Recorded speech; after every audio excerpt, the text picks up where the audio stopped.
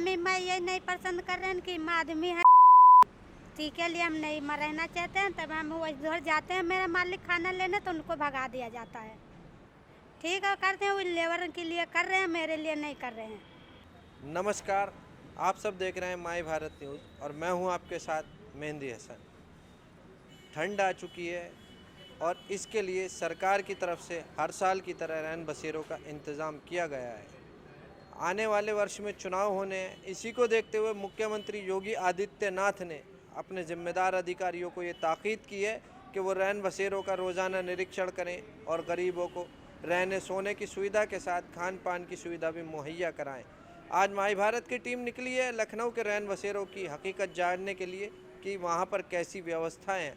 मैं इस वक्त मौजूद हूँ गोमती नगर में। यहाँ पुल के नीचे एक रैन बसेरा चल रहा है। इस रैन बसेरे की हकीकत मैं आपको विजुअल्स के ज़रिए भी दिखाऊंगा और यहाँ पर जो लोग रहते हैं उनसे बात करके भी जानेंगे कि यहाँ जो व्यवस्थाएं सरकार की तरफ से की गई हैं क्या वो उनके लिए संतुष्ट हैं। मेरे साथ इस वक्त एक महिला मौजूद है जो यहीं पर रैन बसेरे के बराबर में रहती हैं। हालांकि इनकी रहने की व्यवस्था भी ठीक नहीं है, लेकिन इसके बावजूद ये नगर निगम के द्वारा बनाए गए इस रैन बसेरे में नहीं रहना चाहती। इसके पीछे क्या वजह है, उन्हीं से बात करते हैं और जान लेते हैं। दीदी ये बताइए कि जो रैन बसेरा आपके बराबर में बना हुआ है, यहाँ पर सरकार की तरफ से आपके रहने खाने की सुविधाएं दी जा रही हैं, लेकिन इसके बावजूद आप वहाँ रहना पसंद नहीं कर रही, क्या वजह है इसके पीछे? मैं ये नहीं पसंद कर रहे हैं कि हम आदमी है, ठीक है, लिए हम नहीं रहना चाहते हैं, तब हम उधर जाते हैं मेरा मालिक खाना लेने तो उनको भगा दिया जाता है। अच्छा, अभी आपकी मैं अपने सहयोगी से कहूँगा कि दिखाएं कि आप किस हालत में रह रही हैं। रैन बसेरे की व्यवस्था तो इससे कुछ हद तक ठीक है, फिर भी आप वहाँ नहीं रह रही, खुले आसमान के नीचे आपको सोना मंजूर है, ऐसा क्यों? ऐसा क्या है कि उम्मा की हमको पसंद नहीं है, और ये हमारा मैदान में हमारे छोटे छोटे बच्चे वो चल नहीं पाते हैं और दो ठोरी हैं। तो नगर निगम के द्वारा जो व्यवस्थाएं दी जा रही हैं इस रैन बसेरे में, क्या आप उनसे संतुष्ट हैं कि वो लोग ठीक काम कर रहे हैं? नहीं, ठीक है, करते हैं, वो लेबर के लिए कर रहे हैं, मेरे लिए नहीं कर रहे हैं। ठीक है, बहुत बहुत शुक्रिया आपसे बात करने के लिए। मैं इस वक्त मौजूद हूँ इसी गोमती नगर पुल के नीचे, इसी रैन बसेरे के पास। अब आपको इस रैन बसेरे की हकीकत दिखाता हूँ, जहाँ एक तरफ मुख्यमंत्री योगी आदित्यनाथ लगातार गरीबों के लिए बजट अलॉट करते हैं कि जो जाड़ों में खुले आसमान के नीचे सोने को मजबूर हैं, रोज़ी रोटी के लिए ये लोग दूर दूर से आए हैं। वहीं दूसरी ओर नगर निगम के अधिकारी हैं कि जागने के लिए तैयार नहीं, वो उन योजनाओं पर लगातार पलीता लगा रहे हैं जिनके लिए सरकार उनको बजट अलॉट करती है। उन्हीं में से कुछ लोग मेरे साथ मौजूद हैं, उनसे बात करते हैं और जानते हैं कि क्या नगर निगम की तरफ से दी जाने वाली रैन बसेरे की सुविधाएं उनको मिल रही हैं या नहीं। मैम बताइए, ये जो रैन बसेरे की हकीकत है या जो सुविधाएं नगर निगम की तरफ से दी जा रही हैं, क्या वो आप लोगों को मिल पा रही हैं? नहीं, नहीं मिल पा रहा कुछ भी। तो क्यों नहीं मिल पा रहा है? आप लोगों ने उनसे जानने की कोशिश नहीं की कि जब सरकार हमको देना चाह रही है तो आप क्यों नहीं दे रहे? अब भैया क्या बताया जाए, हम लोग गरीब मनई कहाँ पे जाएं जानने के लिए। अब जो आते हैं तो इधर नहीं देते हैं, इधर रैन बसेरा में थोड़ा बहुत दे देते हैं और ये इधर नहीं दे सकते। तो आप लोग 150-200 लोग हो और रहने का इंतज़ाम सिर्फ 20 लोगों का है, तो इसके ऊपर आपने नगर निगम के किसी जिम्मेदार अधिकारी से बात नहीं की? नहीं, हम लोगों ने नहीं किया। क्या क्या परेशानियों का सामना आपको ज़िंदगी गुजारने के लिए यहाँ पर करना पड़ रहा है? अरे बहुत परेशानी, पानी तो नहीं है ना, शौचालय है ना कुछ। हम पंच के राशन की तरफ देते हैं सब, कोई जंगल का यहाँ। इसके लिए आपने किसी अधिकारी या नगर निगम के लोगों या विधायक या सांसद किसी से बात की? नहीं नहीं, हम कोई बात नहीं की। और कोई आउतो है तो पूछ के चला जाते हैं, दोबारा घूम कर नहीं आते हैं। ठंडी में आते हैं भगा देते हैं, मड़ैया वड़ैया सब टोट डरते हैं, कहते हैं कि लेट हो जाए जहाँ जाने को, और जो अगर नहीं कुछ कहते हो तो इसको मारते भी हैं। तो आपने उनसे नहीं कहा कि जब हमारे मुख्यमंत्री, हमारी सरकार हम लोगों का भला करना चाहती है तो आप हमें जाड़े में परेशान क्यों करते हैं? नहीं, हम लोग कुछ भी नहीं कहा है। आते हैं अपने मन से टूट जाते हैं, मड़ैया तोड़ देते हैं। आप यहाँ पर कितने वक्त से रह रही हैं? हम तो अभी जल्दी से आई हैं क्योंकि हम गांव में थोड़ा परेशान हुई थी, इसीलिए आ गई। लेकिन यहाँ कोई योजना आती तो मिलती नहीं है। नगर निगम वाले भगाते भी हैं, लेकिन अब लोग छोटे छोटे बच्चे में कहाँ जाई, और इतनी कमाई भी नहीं है, परेशान हैं। तो सरकार ने कहा है कि जाड़े में जो गरीब दूर दूर से यहाँ रोजी रोटी के लिए आते हैं और खुले आसमान के लिए इनसे सोने को मजबूर हैं, उनके लिए सरकार ने कहा है नगर निगम वालों से कि उनके रहने खाने पीने की व्यवस्था जाड़ों में की जाए। तो आपको वो सुविधाएं नहीं मिल रही? नहीं, हमको भैया कोई भी सुविधा नहीं मिल रही यहाँ पर। ऐसे खुले में सोते और हो जाता तो कभी कभी आते मड़ैया भी टूट जाते हैं, बोलते यहाँ ना रहो। आप सरकार और मुख्यमंत्री योगी आदित्यनाथ से क्या कहना चाहेंगे, क्या मांगे हैं आपकी? हम तो भैया अभी कुछ नहीं मांगा, लेकिन हम ये चाहते हैं हम लोगों का कोई झोपड़ी अगर हो सके तो दे सके कि मैं बच्चों छोटे छोटे हैं कि पाल सकूँ यहाँ पे, क्योंकि गांव में इतना काम भी नहीं है, कोई 2-4 बच्चे हैं वहाँ पे भी काम नहीं, कैसे पालूँ मैं, बहुत परेशान हूँ भैया। इस रैन बसेरे की गोमती नगर के पुल के नीचे जो रैन बसेरा है, इस रैन बसेरे की हकीकत आपने देख ली। अब यहाँ के बाद हम चलेंगे परिवर्तन चौक के रैन बसेरे में और वहाँ की हकीकत, वहाँ की व्यवस्थाओं को देखेंगे। क्या वाकई जो मुख्यमंत्री योगी आदित्यनाथ का सपना है कि सभी गरीबों को रहने खाने की व्यवस्था हो, क्या वाकई दरअसल इन रैन बसेरों में वो सारी व्यवस्थाएं मौजूद हैं? इनकी हकीकत जानने के लिए हम लोग चल रहे हैं अब परिवर्तन चौक के रैन बसेरे पर। कहते हैं कि किसी भी इंसान को जीने के लिए 3 बुनियादी चीज़ों की ज़रूरत पड़ती है, रोटी, कपड़ा और मकान। इन्हें मुहैया कराने की जिम्मेदारी प्रमुख रूप से सरकार की होती है। मुख्यमंत्री योगी आदित्यनाथ और उनकी सरकार के द्वारा लगातार ये प्रचार किया जा रहा है कि उनकी सरकार में गरीबी, भुखमरी सबसे ज़्यादा कम हुई है। अब ये देखने वाली बात है कि क्या वाकई सच्चाई उनके दावों की तरह है या इसके विपरीत है।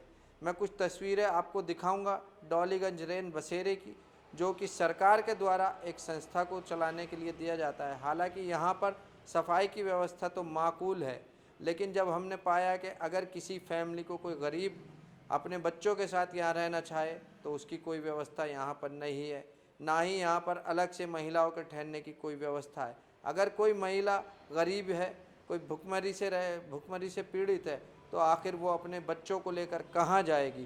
क्या सिर्फ मर्द ही ऐसे लोग हैं जिनको गरीब या भुखमरी से पीड़ित माना जा सकता है? यहाँ पर कुछ लोग मौजूद हैं, उनसे बात करते हैं कि यहाँ पर जो व्यवस्थाएं सरकार की तरफ से दी गई हैं, क्या वो उनसे संतुष्ट हैं। और यहाँ के केयर टेकर भी हमारे साथ मौजूद हैं, उनसे बात कर लेते हैं। भैया, ये आपका परिचय जानना चाहूँगा। केयर टेकर अमन कुमार हूँ। ये बताइए, यहाँ पर जो सुविधाएं सरकार की तरफ से, नगर निगम की तरफ से और जो संस्था ट्रस्ट इसको चला रहा है उनकी तरफ से जो व्यवस्थाएं दी जा रही हैं, वो क्या क्या व्यवस्थाएं अभी आपकी तरफ से इन लोगों को दी जा रही हैं? खाना मिलता है रात में, और कंबल वगैरह है रात में सोने के लिए। और कुछ लोग जो गरीब बाहर पड़े होते हैं तो उनको ला करके यहाँ ठहराते हैं। सुबह के नाश्ते और दोपहर के खाने की कोई व्यवस्था नहीं? दोपहर में कोई रहता ही नहीं है। और सुबह का नाश्ता? सुबह का वो लोग खा के जाते हैं। और महिलाओं और बच्चों के रहने के लिए क्या व्यवस्था है? इतनी कैपेसिटी ही नहीं है यहाँ पर। नहीं, 40 लोगों की व्यवस्था आपने बताई, तो उन 40 लोगों में महिलाएं और बच्चे क्यों नहीं रह सकते? क्योंकि यहाँ लेडीज़ का नहीं अलाउ है, सिर्फ जेंट्स खाली रह सकते हैं। क्यों ऐसा क्यों? क्या महिलाओं को ठंड नहीं लगती? क्या वो भूखमरी से पीड़ित नहीं है? उनके लिए अलग बना हुआ है। कहाँ पर है उनके लिए अलग से बना हुआ? आगे डालीगंज के आगे एक रैन बसेरा है, वहाँ पर बना हुआ है। अच्छा, तो ये बताइए कि ये जो लोग यहाँ पर रहते हैं उनकी आप जांच किस तरीके से करते हैं? क्योंकि कभी कभी ऐसा होता है कि रैन बसेरे में अपराधी भी आश्रय ले लेते हैं। जिनके पास आईडी नहीं होती, मैं पुलिस को इन्फॉर्म करता हूँ। अच्छा, और ऐसा भी होता है अमूमन कि जो लोग बाहर से आते हैं, गरीब होते हैं, उनके पास आईडी नहीं होगी, तब कैसे आप उनकी पहचान करेंगे? उसके लिए पुलिस बुलाते हैं। अच्छा, पुलिस वेरिफिकेशन सभी लोगों का आप करते हैं जो यहाँ पर रहते हैं? जिनके पास आईडी होती है उनका नहीं करते हैं। उनका नहीं करते। अगर उन्हीं में से कुछ लोग आईडी वाले ऐसे हों जो कहीं से अपराध करके यहाँ छिप जाएं, तब? इसका कोई जवाब आपके पास नहीं है? जी ठीक है भैया, बहुत बहुत शुक्रिया आपका। अब यहाँ पर जो लोग रह रहे हैं उनसे बात कर लेते हैं और जानते हैं कि क्या यहाँ की व्यवस्थाओं से वो संतुष्ट हैं। अमूमन इन रैन बसेरों में वो लोग रहते हैं जो बाहर के बाहर के प्रदेशों से यहाँ पर रोज़ी रोटी की तलाश में आते हैं और उनके लिए रहने का कोई जगह नहीं होती। ये लोग दिहाड़ी मजदूर होते हैं, रात में काम करते हैं और दिन में यहाँ पर आराम करते हैं। इनमें से कुछ लोग हमारे साथ मौजूद हैं, इनसे बात करते हैं कि क्या यहाँ पर रैन बसेरों में सरकार की तरफ से, नगर निगम की तरफ से जो सुविधाएँ दी जा रही हैं, उन सुविधाओं से वो संतुष्ट हैं। भैया क्या नाम है आपका? हमारा नाम टिप्पू तिवारी है उर्फ यतेंद्र है। हम जिला सीतापुर के रहने वाले हैं। जो है कि यहाँ पे जो सरकार दे रही है सुविधा, वो सब सुविधाएं हमको मिल रही हैं। तो हर चीज़ की तकनीवी होती है कि कोई इधर की बातें, कोई उधर की बातें, कोई कहीं की बातें अब होती हैं कि आज नहीं तो कल सुविधाएं मिलती रहती हैं। तो जैसे सरकार की तरफ से सुबह, दोपहर और शाम तीनों टाइम के खाने की आप लोगों के लिए व्यवस्था की गई है, लेकिन मुझे पता चला है कि आपको यहाँ पर सिर्फ एक टाइम का खाना मिलता है और सुबह को नाश्ता मिलता है। तो आप बताएंगे कि आपको क्या क्या यहाँ पर अभी सरकार की तरफ से और आपके केयर टेकर की तरफ से दिया जा रहा है?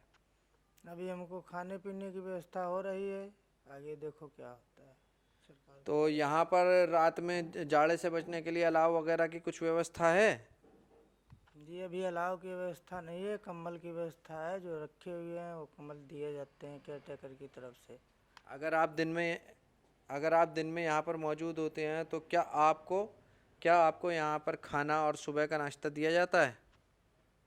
जी सुबह का नाश्ता और दोपहर का खाना दोनों मिलते हैं? सच बताना बिल्कुल। हाँ, सच बताएंगे ही। खाना और नाश्ता मिलता है। अगर भूखा प्यासा बाहर से आया हुआ है तो उसको खाना पानी नहीं मिलेगा। दोपहर के खाने को तो आपके केयर टेकर ने भी अभी हमसे बताया कि दोपहर का खाना नहीं दिया जाता है, सिर्फ सुबह का नाश्ता और शाम का खाना दिया जाता है। जब उसके पास में मजबूरियां होंगी, कष्ट होंगे तो दोपहर में खाना क्या, उसको 24 घंटे खाना पानी की व्यवस्थाएं करनी पड़ेगी। ये सब केयर टेकर के हिसाब से होता है। अच्छा, तो आप यहाँ की व्यवस्थाओं से संतुष्ट हैं? संतुष्ट है। माई भारत की टीम पहुंची है इस वक्त वजीरगंज के रैन बसेरे में, जहां पर कि महिलाओं के ठहरने के लिए अलग से व्यवस्था है। अब यहाँ की व्यवस्थाओं को आपको दिखाएंगे और जानेंगे कि क्या वाकई में व्यवस्थाएं उसी तरीके की हैं जिस तरीके की व्यवस्थाओं की सरकार उम्मीद करती है, सरकार ने उसके लिए बजट अलॉट किया है। यहाँ के केयर टेकर हमारे साथ मौजूद हैं, उनसे बात करते हैं। भैया क्या नाम है आपका? तेजपाल। भैया ये बताइए कि अभी जो व्यवस्थाएं नगर निगम और सरकार की तरफ से यहाँ पर दी जा रही हैं वो क्या क्या हैं? सर यहाँ बेड अवेलेबल है और तकिया, गद्दा, चादर, कंबल और गर्म पानी है और पीने के लिए भी पानी रखा हुआ है। सर सारी सुविधा अवेलेबल है यहाँ सर। कितने लोगों की रहने की व्यवस्था है कुल मिलाकर यहाँ? यहाँ सर 38 आज 40 लोगों की लगभग रहने की व्यवस्था है।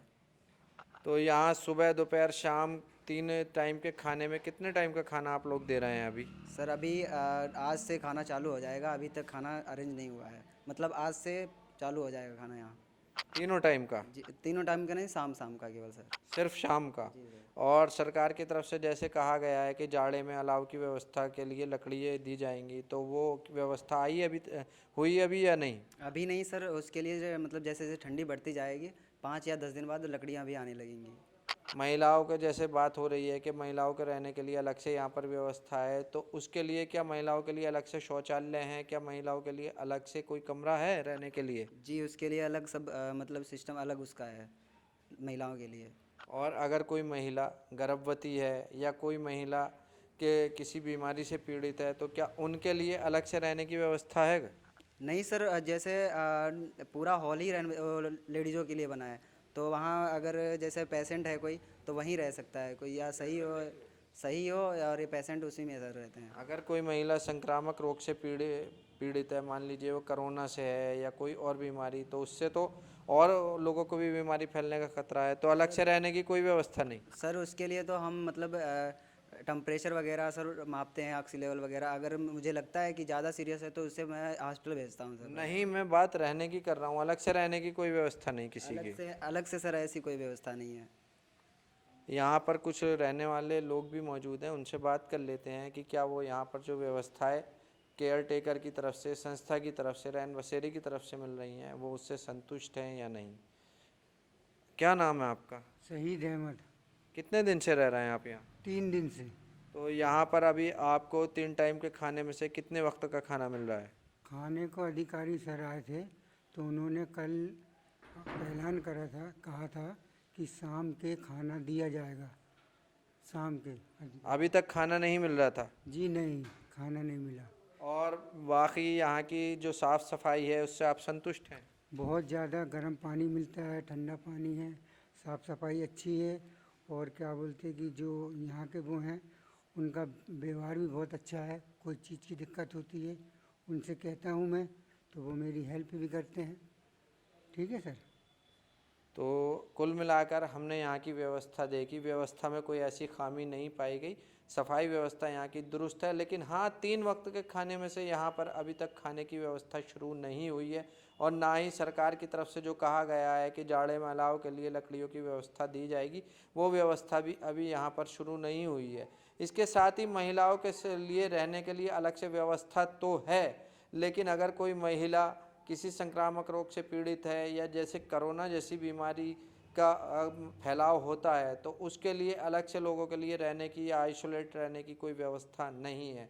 तो कुल मिलाकर मैंने जितने भी अब तक रैन बसेरों का निरीक्षण किया, मैंने पाया कि कुछ रैन बसेरों में सफाई व्यवस्था तो ज़रूर दुरुस्त है, लेकिन बात फिर वही आती है कि वहाँ पर खाने पीने की व्यवस्था दुरुस्त नहीं है, और अगर कोई संक्रामक रोग से पीड़ित है तो उनके लिए भी रहने की व्यवस्था नहीं है। और जो लोगों के रहने की व्यवस्था है 20 से 40 तक ही है। अगर इससे ज़्यादा संख्या में लोग आ जाते हैं तो उनके रहने की क्या व्यवस्था होगी? ऐसा कोई भी किसी रैन बसेरे में नहीं देखा गया कि अगर ज़्यादा तादाद में लोग अचानक से आ जाते हैं तो उनको कहाँ रखा जाएगा।